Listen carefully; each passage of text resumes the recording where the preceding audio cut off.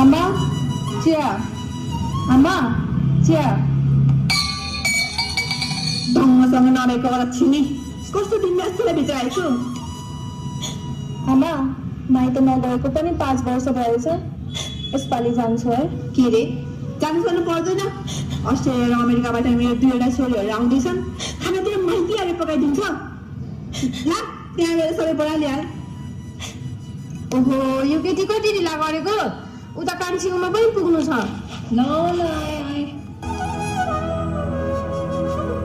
ल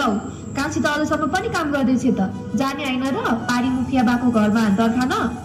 खै म त जाँदिन होला घरमा यति धेरै कामहरू लथालिङ्ग छ जहिले दासीले जस्तो काम गर्छ कहिले काहीँ हामीसँग रमाइलो गर्नु गए पनि त हुन्छ नि भयो जाऊ तिमीहरू यसपालि यस्तै भयो अर्कोचोटि जान्छु नि यहाँ मिठकुरकुरु बरु छिटै आउँला नि जाँदैन के घरमा आमाले थाहा पाउनु भयो भने मार्नुहुन्छ